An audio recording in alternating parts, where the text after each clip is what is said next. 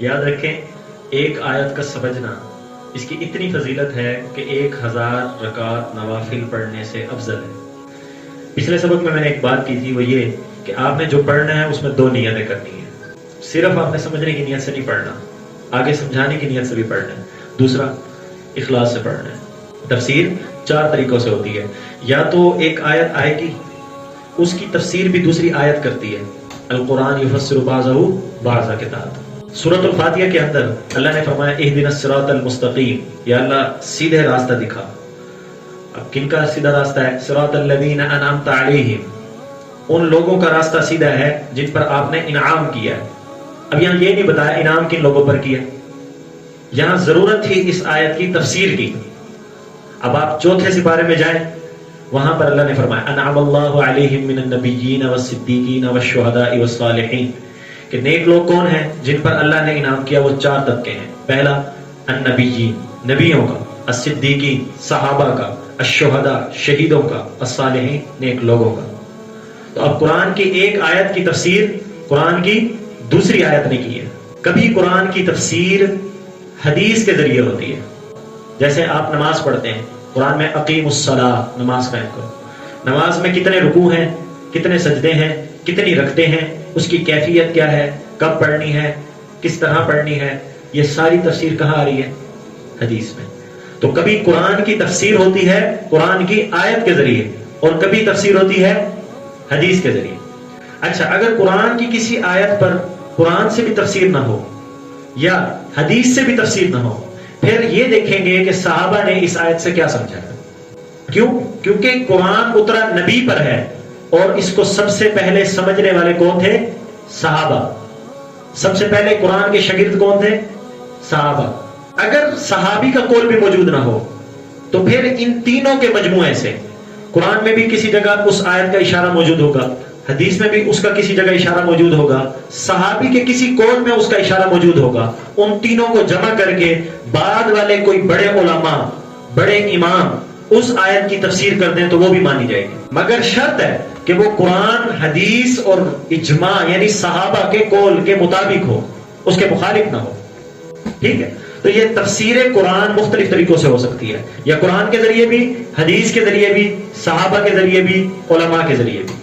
پہلے میں اعوذ باللہ اور بسم اللہ ان دونوں کی وضاحت کروں گا۔ اعوذ باللہ من الشیطان الرجیم اسے استعاذہ کہتے ہیں، اور بسم اللہ الرحمن الرحیم اسے تسمیہ کہتے ہیں۔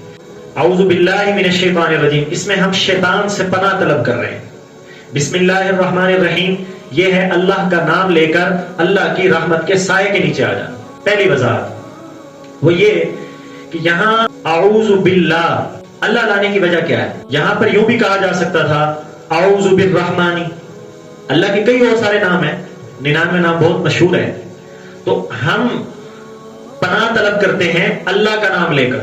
یوں بھی کہہ سکتے تھے ہم پناہ طلب کرتے ہیں رحمان کا نام لے کر، رحیم کا نام لے کر۔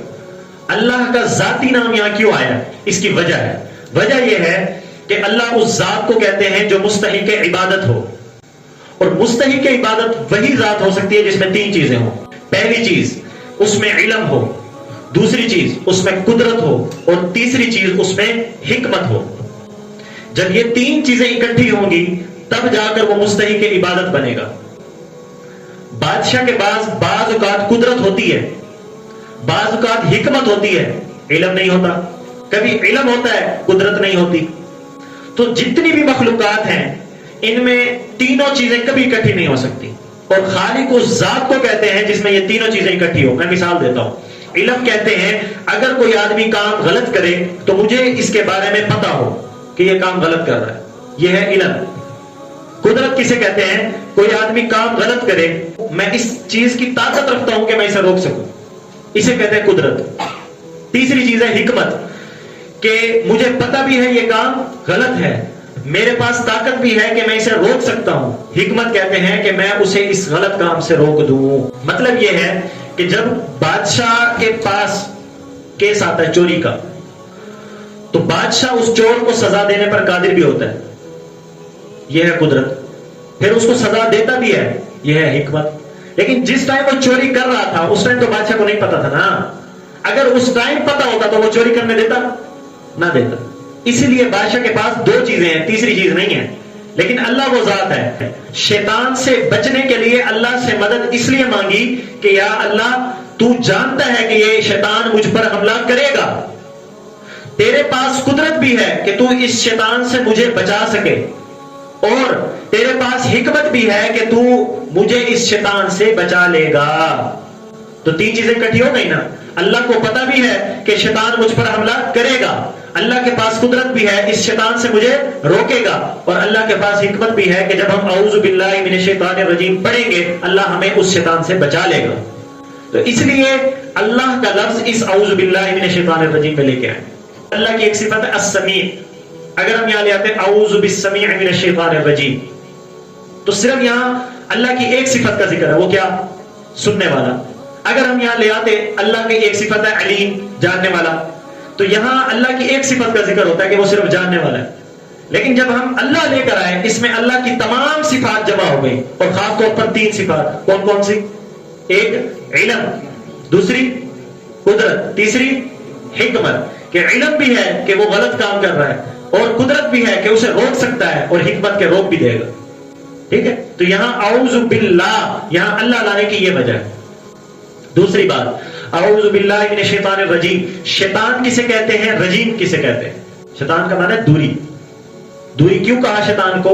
کہ یہ اللہ کی رحمت سے دور ہے، اس لیے اس کو شیطان کہتے ہیں. رجیم، رجیم کا مطلب ہوتا ہے دھتکارا ہوا، چونکہ یہ اللہ کے دربار سے دھتکارا گیا تھا، اس لیے اسے رجیم کہتے ہیں. اب یہاں شیطان کے ساتھ رجیم کیوں لے کر آئے؟ اس کی بھی یہی وجہ ہے. اللہ یوں فرمانا چاہ رہے ہیں کہ دیکھو انسانوں، یہ شیطان کتنا عرصہ میرے دربار میں رہا، میرے پڑوس میں رہا، میرا تو کچھ نہیں بگاڑ سکا. تمہارے پڑوس یعنی دل میں یا تمہارے آس پاس یہاں رہا تو تمہیں ضرور نقصان پہنچائے گا. اس لیے اعوذ باللہ من الشیطان الرجیم، رجیم لے کر آئے کہ اس کو پڑھو اور اس کو اپنے ساتھ سے بھگا دو، اپنے دل سے نکال دو. کیونکہ اگر یہ تمہارا پڑوس بنا، تمہارے دل میں رہا، تمہارے ساتھ رہا، تو تمہیں ضرور نقصان پہنچائے گا. اس لیے رجیم کہا. سوال ہوتا ہے کہ اعوذ بالملائکہ بھی کہاں سے آ سکتا تھا؟ اس لیے کہ ملائکہ بھی تو اس کو دور کر سکتے ہیں نا. تو جواب یہ ہے کہ اعوذ بالملائکہ نہیں کہا، اعوذ باللہ کہا. اس لیے کہ جب شیطان انسان پر حملہ کرتا ہے، شیطان انسان کو دیکھتا ہے، انسان شیطان کو نہیں دیکھتا. شیطان کا مقابلہ کرنے کے لیے بھی کوئی ایسی ذات چاہیے تھی جس کو وہ شیطان بھی نہ دیکھ سکتا ہو. شیطان کو ہم نہیں دیکھ سکتے اور شیطان اس ذات کو نہ دیکھ سکتا ہو، اور وہ اللہ کی ذات ہے. مقابلے میں ہم اللہ سے مدد مانگ رہے ہیں، اس لیے کہ جب اللہ شیطان سے مقابلہ کریں گے تو وہ شیطان اللہ کو نہیں دیکھ سکے گا. تو اس لیے بالملائکہ نہیں کہا، باللہ کہا. اس لیے کہ مقابلہ برابری کا ہونا چاہیے. اگر ہم اسے نہیں دیکھ سکتے تو پھر وہ بھی اللہ کو نہیں دیکھ سکتا. ہم نے مدد اس سے مانگی ہے جس کو وہ نہیں دیکھ سکتا. آگے بسم اللہ الرحمن الرحیم. یہاں پر تین باتوں کی وضاحت جیسے اعوذ باللہ نے کی. پہلی وضاحت وہ یہ کہ ہم نے کہا بسم اللہ، میں اللہ کے نام سے شروع کرتا ہوں جو بڑا مہربان ہے، نہایت رحم کرنے والا ہے. اللہ کے نام سے شروع کرتا ہوں. سوال ہوتا ہے یہاں یوں کیوں نہیں کہا میں اللہ سے شروع کرتا ہوں؟ کہہ سکتے تھے نا. باللہ کیوں نہیں کہا، بسم اللہ کیوں کہا؟ سوال ہوتا ہے نا. اللہ کے نام سے ہم برکت لے رہے ہیں، اللہ سے برکت بھی تو ڈائریکٹ لی جا سکتی ہے، تو اللہ کیوں نہیں کہا، بسم اللہ کیوں کہا، لفظ اسم کا اضافہ کیوں کیا؟ جواب یہ بتانے کے لیے کہ جس طرح اللہ بذات خود باعث برکت ہے، جس طرح اللہ کے ذریعے ڈائریکٹ مدد طلب کی جا سکتی ہے، جس طرح اللہ کی ذات میں یہ اثر ہے کہ وہ مدد دے سکتا ہے، اسی طرح اللہ کے نام میں بھی وہی اثر ہے کہ وہ بھی مدد دے سکتا ہے. یہ بتانے کے لیے اگر ہم کہتے تھے نا کہ باللہ، بعض لوگوں کو خیال ہوتا ہے کہ شاید اللہ کے نام میں وہ طاقت نہیں ہے جو خود اللہ میں ہے. سمجھ آئے؟ اس لیے اسم کا اضافہ کر کے یہ وہم دور کر دیا کہ جس طرح اللہ کی ذات میں یہ طاقت ہے اسی طرح اللہ کے نام میں بھی طاقت ہے. آگے اللہ کی دو صفتیں ذکر کی، پہلی الرحمن اور دوسری رحیم. رحمان کسے کہتے ہیں؟ نہایت مہربان. رحیم رحم کرنے والا. دونوں اللہ کی جمالی صفت ہے. اللہ کی دو قسم کی صفت ہے، پہلی جلالی اور دوسری جمالی. اللہ جبار بھی ہے، قہار بھی ہے، ٹھیک ہے، سخت عذاب دینے والا بھی ہے، اور الرحیم رحم کرنے والا بھی ہے. تو عذاب دینا یہ جلالی صفت ہے اور رحم کرنا یہ جمالی صفت ہے. تو اللہ نے یہاں دو صفتیں ذکر کی، دونوں جمالی، دونوں ٹھنڈی. کیا اشارہ؟ اللہ نے اس بات کی طرف اشارہ دیا ہے کہ مخلوق کے اللہ کے ساتھ جتنے بھی معاملات ہوں گے اس میں ہمیشہ اللہ کی رحمت غالب رہے گی. جتنے بھی معاملات ہوں گے، چاہے وہ عبادت کے ہوں، چاہے وہ معاملات کے ہوں، چاہے وہ بخشنے کے ہوں، چاہے وہ رحم کرنے کے ہوں، رزق دینے کے ہوں، چاہے وہ اولاد دینے کے ہوں، جتنے بھی معاملات ہیں سب میں ہمیشہ اللہ کی رحمت اس کے غصے پر غالب رہے گی. اس لیے اللہ نے اپنی دونوں صفتوں کے ہوتے ہوئے، جلال اور جمال دونوں کے ہوتے ہوئے، دونوں ہی جمال کا ذکر کیا. تیسری اور آخری بات وہ یہ کہ الرحمن پہلے لائے ہیں، رحیم بعد میں لائے ہیں. کیا وجہ؟ اس کی ایک وجہ ہے. مبالغہ آپ سمجھتے ہیں؟ مبالغہ کسے کہتے ہیں؟ آسان کر کے سمجھاؤں. وہ یہ کہ کوئی کسی کو تھپڑ مارے، یہ ہے صرف مارنا، اور کوئی ہے بہت زور کے مارے، اسے کہتے ہیں مبالغہ. ایک ہے پانی صرف پینا، ایک ہے بہت زیادہ پی لینا، یہ ہے مبالغہ. ٹھیک ہے. الرحمن میں بھی رحم والا مادہ ہے، رحیم میں بھی رحم والا مادہ ہے، لیکن الرحمن میں مبالغہ زیادہ ہے. کیا مطلب؟ زیادہ رحم کرنے والا ہے. ایک فرق. دوسرا فرق، الرحمن یہ ہمیشہ اللہ کے ساتھ خاص ہے. رحیم جو ہے وہ مخلوق کے لیے بھی استعمال کیا جا سکتا ہے، جیسے رسول اللہ کے لیے بھی استعمال کیا گیا. تو رحمان اور رحیم میں دو فرق ہیں. پہلا، رحمان میں مبالغہ زیادہ ہے رحیم کی نسبت. دوسرا فرق، رحمان بھی اللہ کی طرح اللہ کے ساتھ خاص ہے. لفظ اللہ کی طرح اللہ کے ساتھ خاص ہے. رحیم عام ہے، اللہ کے لیے بھی استعمال ہو سکتا ہے اور مخلوق کے لیے بھی. تو جو چیز اللہ کے ساتھ خاص تھی پہلے اس کو ذکر کیا، پھر رحیم کو لے کر. تعوذ اور تسمیہ، اعوذ باللہ اور بسم اللہ، ان دونوں کا نتیجہ یہ ہے کہ تحفظ من الشیطان جب ہوگا تبھی اللہ کی رحمت نصیب ہوگی. مطلب یہ ہے کہ جب آپ شیطان سے بچیں گے تبھی اللہ کی رحمت آپ کی طرف متوجہ ہوگی. اسی سے یہ بات بھی سمجھ آئی کہ تلاوت قرآن کتنا عظیم کام ہے، لیکن اس سے پہلے اعوذ باللہ پڑھنا ضروری ہے. اس کی دو وجہ ذکر کرتا ہوں. پہلی وجہ یہ ہے، قرآن پاک کلام پاک ہے، اور ہماری زبانوں پہ کبھی چغلی، کبھی غیبت، کبھی جھوٹ، کبھی گالی. تو زبان کو پاک کرنے کے لیے، شیطان کے ان چالوں سے، ان گناہوں سے پاک کرنے کے لیے پہلے تعوذ پڑھو. جب زبان پاک ہو جائے پھر اللہ کا کلام پڑھو. اس لیے پہلے اعوذ باللہ کو مقدم کیا کہ جب جب قرآن پڑھا جائے گا تب اعوذ باللہ پہلے پڑھیں گے. دوسری بات یہ ہے کہ کوئی بھی دنیا کی کوئی بھی اطاعت ہے، اللہ کے کسی بھی معاملے میں اطاعت کرنا، وہ اسی وقت ہو سکتی ہے جب آپ شیطان کے دھوکوں سے بچ کر سکیں. نماز اسی وقت کامیاب ہے جب آپ شیطان سے بچ کر، روزہ اسی وقت کامیاب ہے. اس لیے اعوذ باللہ من الشیطان الرجیم یہ تلاوت قرآن سے پہلے رکھا گیا. تلاوت قرآن کیا ہے؟ اللہ کی اطاعت ہے. تو وہ تبھی کامیاب ہو سکتی ہے، باعث ثواب، باعث اجر و رحمت تبھی ہو سکتی ہے جب آپ شیطان سے پناہ مانگ کر اس کو اپنے آپ سے دور کر دیں. آگے آج جو ہم نے سورت پڑھنی ہے وہ سورت الحجرات ہے، مدنیہ. سورت الحجرات، حجرات یہ حجرہ کی جمع ہے. حجرہ کمرے کو کہتے ہیں. اس سورت میں امہات المؤمنین رضی اللہ عنہن اجمعین، ان کے کمروں کا بھی ذکر ہے. اسی مناسبت سے اس سورت کا نام کیا رکھا ہے؟ حجرات. آگے ہے مکیہ یا مدنیہ. یہ سورت مدنی ہے. یہاں ایک غلط فہمی دور کر دو. پہلی وہ یہ کہ بعض لوگ یہ سمجھتے ہیں کہ مکیہ اور مدنیہ کا مطلب یہ ہے کہ اگر ہم صرف یوں کہیں نا یہ جتنی بھی آیات ہیں یہ مکی ہیں، یعنی مکہ میں نازل ہوئی، باقی جتنی ہیں وہ مدنی ہیں، مدینہ میں نازل ہوئی. تو حضور تو ہر وقت مکہ اور مدینہ میں نہیں تھے. کبھی حضور مینا میں بھی تھے، کبھی عرفات میں بھی تھے، اور کبھی جنگ بدر میں بھی ہیں، جنگ احد میں بھی ہیں، کبھی کسی جگہ سفر پر گئے ہیں، وہاں آیت اتر آئی ہے. تو اب اس آیت کو کیا کہیں گے؟ تو اس لیے جب مکہ اور مدینہ فرق کیا جائے صورتوں میں تو اس کا مطلب یہ ہے مکیہ وہ سورت جو ہجرت سے پہلی والی، مدنیہ وہ جو ہجرت کے بعد والی. یہ جو سورت الحجرات ہے نزول کے اعتبار سے اس کا نمبر 106 ہے. بسم اللہ الرحمن الرحیم. بعض کا اکثر آیات کا شان نزول ہوتا ہے. اب شان نزول اور شان ورود یہ دو چیزیں ہیں.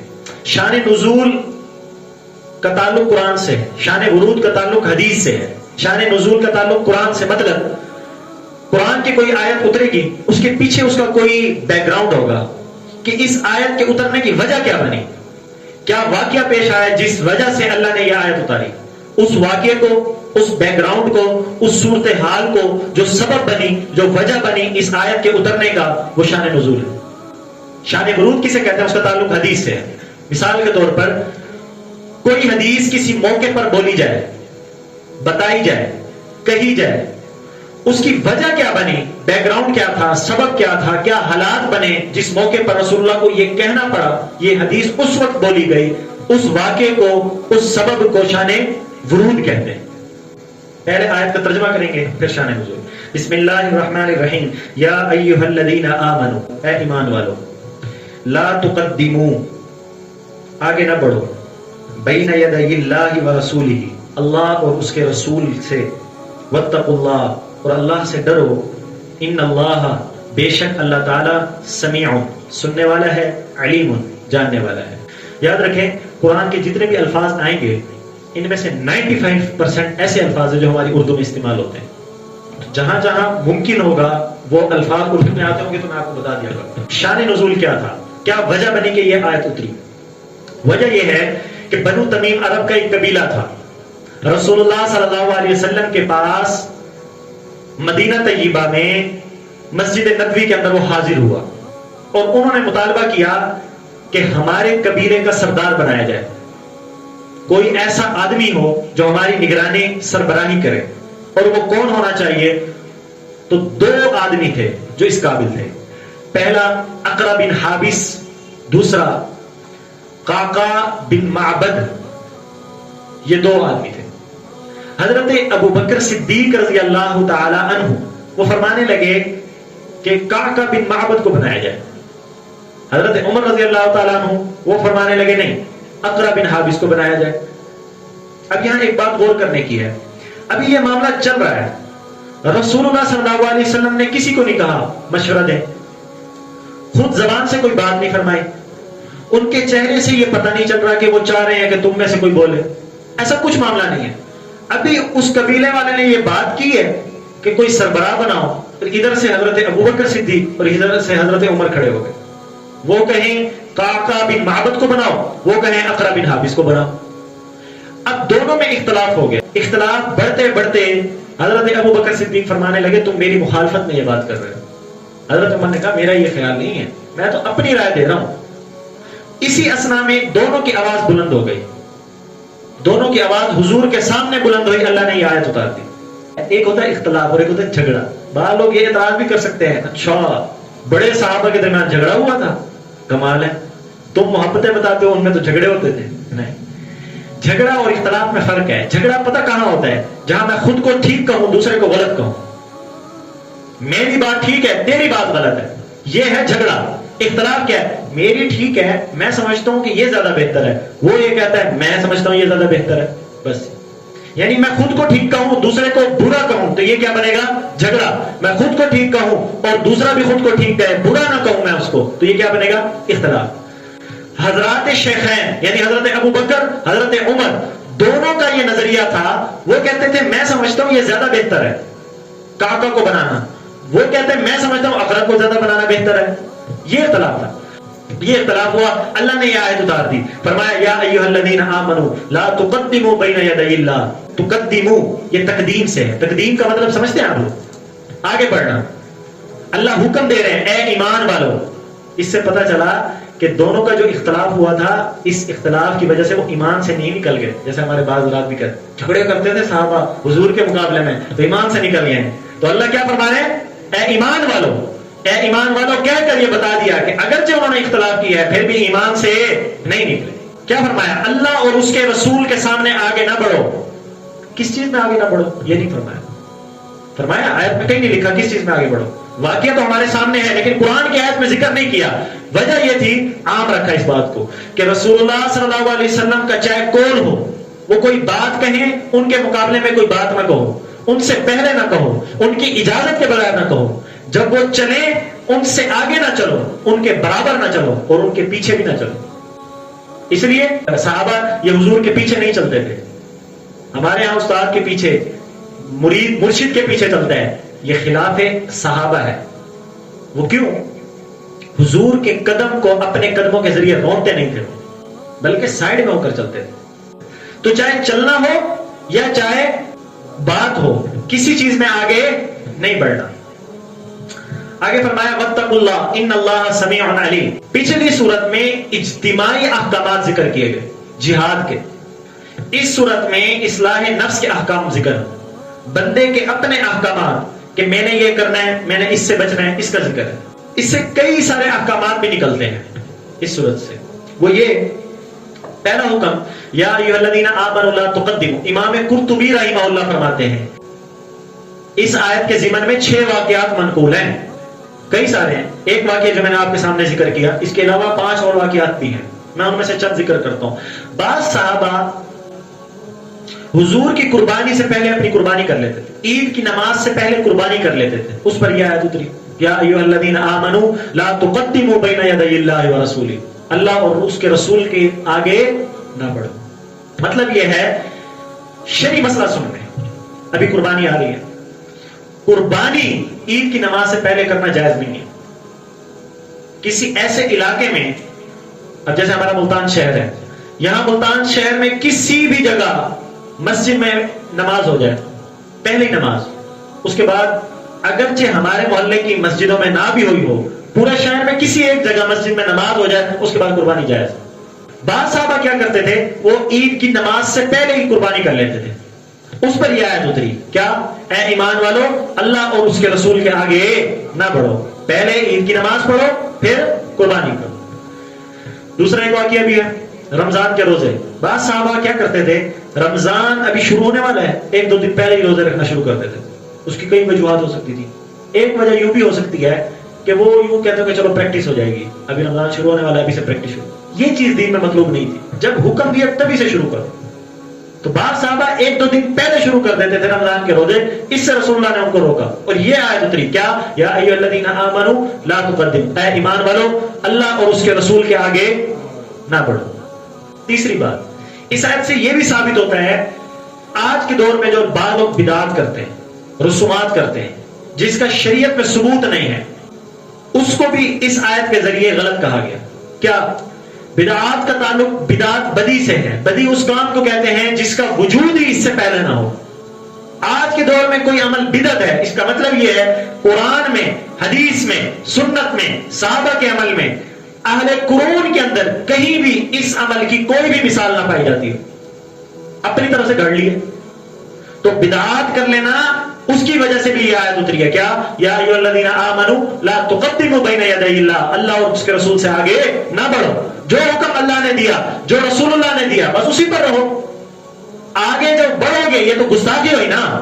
امام مالک رحمہ اللہ فرماتے ہیں کوئی آدمی بدعت کرتا ہے جس کا ثبوت قرآن و سنت میں موجود نہ ہو، اس کا مطلب یہ ہے کہ وہ رسول اللہ کے اوپر یہ دعویٰ کر رہا ہے کہ رسول اللہ نے دین پہنچانے میں کوئی کمی کی تھی، وہ کمی میں نے اس عمل سے پوری کر دی.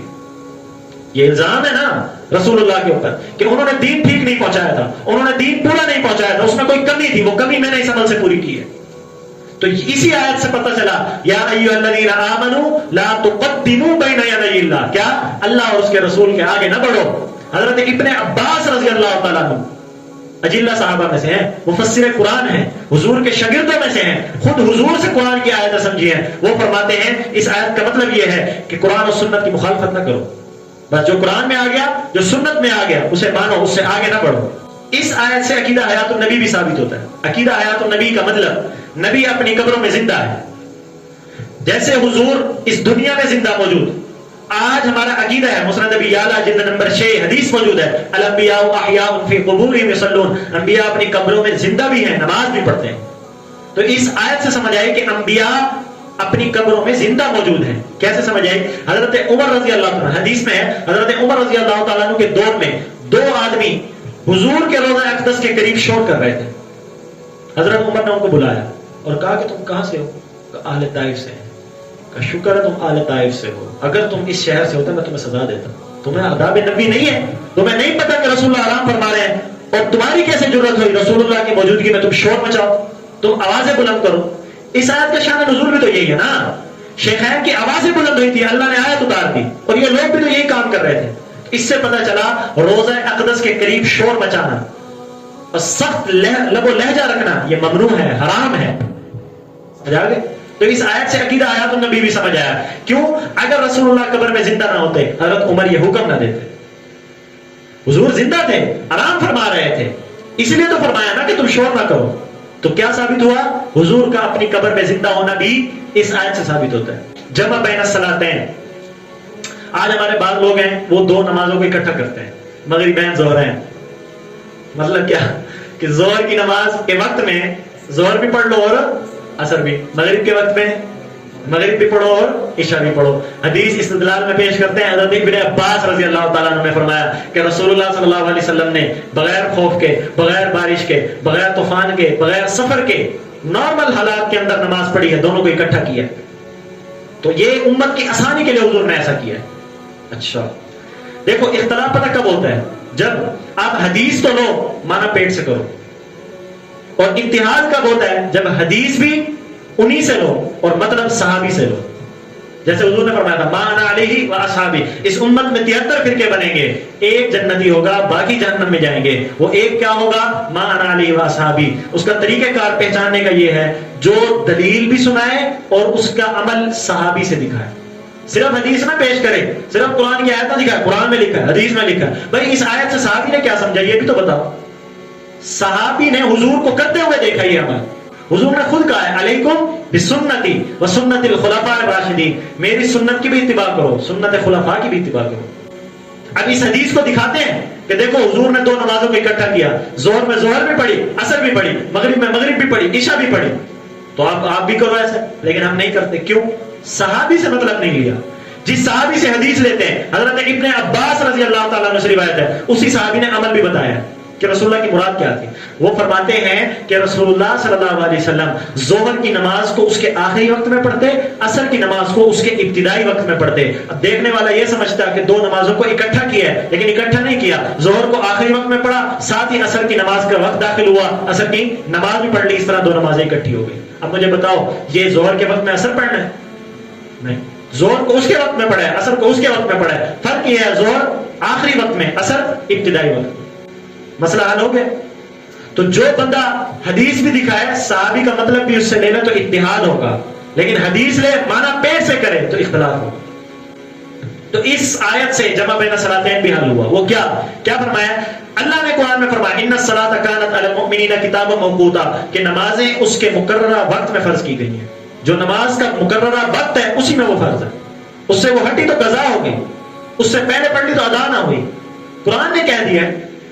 تو اب اگر اس حکم سے آگے بڑھو گے، اس آیت کی مخالفت ہے. کیا؟ یا ایھا الذین آمنوا لا تقدموا بین یدی اللہ ورسولہ، اللہ اور اس کے رسول کے آگے نہ بڑھو. اللہ اور اس کے رسول نے فرما دیا نماز کو اس کے مقررہ وقت میں پڑھنا ہے. اب تم عصر کی نماز کو پہلے پڑھ لو تو یہ اللہ کے آگے نہیں بڑھنا، اللہ اور اس کے رسول کے حکم کی مخالفت نہیں کرنی. تو اس آیت سے یہ بھی ثابت ہوا، اس سے یہ بات بھی سمجھ آئی کہ قرآن حدیث اسلام کے کسی حکم کے مقابلے میں اپنی عقل نہیں دوڑانی چاہیے. کیوں؟ کیونکہ جب اللہ اور رسول نے حکم دے دیا اس کے آگے نہ بڑھو. آگے بڑھنے کا مطلب یہ کہنا کہ یار یہ حکم سمجھ نہیں آتا عقل کو. کیا مطلب سمجھ نہیں آتا؟ بس اللہ نے فرما دیا کرو. آگے بڑھنا یہی تو ہے نا کہ یار یہ عقل کو نہیں لگتی ہے، یہ بات دل کو نہیں لگتی. اس آیت سے یہ بھی سمجھ آیا عقل کو لگے نہ لگے، دل کو لگے نہ لگے، بس اللہ اور رسول نے جو حکم اتار دیا ہے اس کو ماننا بھی فرض، اس پر عمل کرنا بھی فرض. تو اللہ اور اس کے رسول کے آگے نہ بڑھو. آگے بڑھنے کا مطلب اپنی عقلیں نہ دوڑاؤ. بعض لوگ کیا کرتے تھے اس دور میں، وہ یوں کہا کرتے کاش اس معاملے کے متعلق بھی کوئی آیت اترتی. اچھا کوئی حکم اترتا پھر کہتے کاش یہ حکم اس طرح اتر جاتا، اس پر بھی یہ آیت اتری. کیا؟ یا ایھا الذین آمنوا لا تقدموا بین یدی اللہ، اللہ اور اس کے رسول کے آگے نہ بڑھو. وہ جب مناسب سمجھتے ہیں، جو مناسب سمجھتے ہیں، جتنا مناسب سمجھتے ہیں اتار دیتے. جب یہ آیت اتری اب اس کے بعد کیا ہوا؟ دو حالتیں حضرت ابو بکر رضی اللہ تعالیٰ عنہ کی اور حضرت عمر رضی اللہ تعالیٰ عنہ کی. کیا حالت تھی؟ حضرت ابو بکر صدیق رضی اللہ تعالیٰ عنہ نے رسول اللہ صلی اللہ علیہ وسلم سے فرمایا آج کے بعد میں آپ سے ایسے بات کروں گا جیسے سرگوشی کرتے ہیں. سرگوشی کا مطلب کان میں ایسے بات کروں گا. ان کی جرت نہیں ہوئی کہ آج کے بعد کبھی اونچی آواز سے بات کرو، اتنا ڈر گئے تھے. اور حضرت عمر رضی اللہ تعالیٰ عنہ اس کے بعد تو کبھی اونچی آواز سے بات ہی نہیں کرتے تھے. ان کی آواز قدرے بلند تھی، آہستہ آہستہ بات، اتنی آہستہ بات کرتے رسول اللہ کو بار بار پوچھنا پڑتا ہے اے عمر کیا فرما رہے ہیں، کیا کہہ رہے ہیں، تھوڑا اونچا بولے، کیا فرما رہے ہیں. اب یہاں ہمارے بعض لوگ کہتے ہیں نا کہ ہم یہاں سے یا رسول اللہ کہیں گے تو حضور وہاں بیٹھے سن لیں گے. حضور کو حضرت عمر کے پاس بیٹھے آواز نہیں آ رہی، تم یہاں سے یہ عقیدہ رکھو کہ یا رسول اللہ یہاں کہیں گے اور رسول اللہ وہاں سنیں گے، یہ کیسے ممکن؟ یا تو پھر حضرت عمر کا سننا اس کو غلط کہہ دو، یا پھر تمہارا عمل اس کو غلط کہہ دو۔ ہمارا عقیدہ ہے کہ جس نے مجھ پر درود پڑھا میری قبر کے پاس آ کے میں خود سنوں، اور جس نے دور سے پڑھا فرشتے میرے تک پہنچائیں۔ یہ نہیں کہا جو دور سے پڑھے گا اس کو بھی میں خود سنوں، نہیں، فرشتے مجھ تک پہنچائیں گے۔ یہ جو فرمایا نا یا ایھا الذین آمنوا، یہاں ایک اور نقطہ بھی ہے، وہ یہ اے ایمان والو، یہ حکم قرآن جو ہے ان کو بھی دے رہا ہے، ہمیں بھی دے رہا ہے۔ مجھے آپ یہ بتائیں، یہ جو کہا اے ایمان والو، اس میں عورتیں بھی شامل ہیں؟ یہ جو آمن لفظ ہے یہ مردوں کے لیے استعمال ہوتا ہے، عورتوں کے لیے نہیں ہوتا، لیکن اللہ نے لفظ مردوں والا استعمال کیا آمنو۔ کیوں؟ اللہ نے حیا کو باقی رکھا ہے، اس لیے کہ مردوں کے ذکر میں ضمناً عورتوں کا ذکر کیا ہے، الگ سے ذکر نہیں کیا حیا کی وجہ سے۔ اس سے پتہ چلتا ہے عورتوں کا نام کھلا کھلا نہیں لینا چاہیے ہر جگہ۔ اللہ نے یہاں عورتوں کا الگ سے ذکر کرنا مناسب نہیں سمجھا، پسند نہیں کیا، مردوں کے ذکر میں عورتوں کا بھی ساتھ ہی ذکر کر دیا۔ تو ہم یہاں آج کہیں میری فلاں بیوی اس کا نام یہ ہے، وہ یہ کہہ رہی تھی، تو یہ کہنا مناسب نہیں ہے، ٹھیک ہے؟ اس لیے پورے قرآن میں ایک عورت کا ذکر ہے، مریم علیہ السلام، اس کے علاوہ کتنے مردوں کا ذکر ہے، لیکن عورت میں سے ایک عورت کا ذکر ہے، کسی عورت کا ذکر نہیں۔ جہاں بھی آئے گا امرأۃ لوط، امرأۃ نوح کی عورت، لوط کی عورت، عورت مرد کی نسبت سے ذکر کیا ہے، خاص کر کے اس کا نام ذکر نہیں کیا، یہ اس حیا کی وجہ سے۔ اور آج حیا کا معاملہ کہاں سے کہاں گیا۔ واتقوا اللہ، یہاں تقوی کا ذکر کیوں کیا؟ پہلی بات مطلب یہ ہے کہ اللہ اور اس کے رسول کے آگے نہ بڑھو، آگے نہ بڑھو، اور اللہ کے اس حکم کی بات وہی مانے گا، اس حکم کی تعمیل وہی کرے گا جو اللہ سے ڈرتا ہو۔ آگے فرمایا ان اللہ سمیع، اللہ سننے والا ہے اور جاننے والا ہے۔ یوں کیوں فرمایا؟ اس لیے فرمایا کہ بعض لوگ بظاہر تو اس احکامات کی تعمیل کریں گے، اس حکم کو مانیں گے، دل سے نہیں مانتے ہوں گے، صرف زبان سے کہتے ہوں گے، اور ان کا زبان سے کہنا بھی کسی مقصد کے لیے ہوگا۔ تو اللہ سننے والا ہے، کیا مطلب؟ جو تم زبان سے کہہ رہے ہو، علیم، جاننے والا ہے جو تمہارے دل میں ہے، کہ واقعی ڈر کی وجہ سے یہ حکم مان رہے ہو یا اپنی کسی اور مقصد کی وجہ سے مان رہے ہو۔ ٹھیک ہے، آخری بات اس سبق کی وہ یہ کہ اس آیت سے ایک مسئلہ اور بھی حل ہوتا ہے، اور ایک نقطہ اور بھی نکلتا ہے، وہ یہ کہ اس آیت میں علماء بھی شامل ہیں، استاد اور مرشد بھی شامل ہیں۔ اس لیے کہ یہاں فرمایا اللہ اور اس کے رسول کے آگے نہ بڑھو، چاہے وہ قول میں ہو چاہے وہ فعل میں ہو، یعنی نہ چلنے میں آگے بڑھو۔ اس کی دلیل حضرت ابو دردہ رضی اللہ تعالیٰ عنہ، یہ حضرت ابو بکر رضی اللہ تعالیٰ عنہ سے آگے چل رہے تھے، حضور نے تنبیہ فرمائی، حضور نے فرمایا کہ تم حضرت ابو بکر سے جو تم سے زیادہ افضل ہے کیسے آگے چل سکتے ہو؟ اس کا مفہوم یہ ہے۔ پھر آگے فرمایا کہ سورج کا طلوع ہونا اور سورج کا غروب ہونا کسی ایسے شخص پر نہیں ہے جو ابو بکر سے افضل ہو۔ مطلب یہ ہے کہ اس دھرتی پر سب سے افضل انبیاء کے بعد وہ ابو بکر ہے، اور تو ان سے آگے چلتا ہے۔ ابو دردہ رضی اللہ تعالیٰ عنہ کو یہ تنبیہ کی۔ اس سے پتہ چلتا ہے جو کوئی بڑا ہو، استاد ہو، مرشد ہو، عالم ہو، نہ اس سے بات میں آگے بڑھو نہ اس سے چلنے میں آگے بڑھو۔ علماء بھی داخل ہیں، وہ کیوں داخل ہیں؟ کہ یہاں حکم دیا نا اللہ اور اس کے رسول کے آگے نہ بڑھو، تو علماء انبیاء کے وارث ہیں۔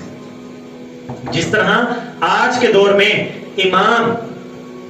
امام اگرچہ نبی نہیں ہے لیکن اس امت میں نبی کی طرح ہے، اس لیے کہ وہ نبی کا وارث ہے۔ تو جو امتی نبی کا ادب کرتے ہوئے اس کے آگے نہیں بڑھتا، نہ قول میں نہ فعل میں، اسی طرح ہمارے ذمہ یہ بھی ہے کہ اپنے استاد، مرشد اور عالم کے ادب کا تقاضا بھی یہ ہے کہ اس کے آگے بھی نہ بڑھو۔ وآخر دعوانا ان الحمد للہ رب العالمین۔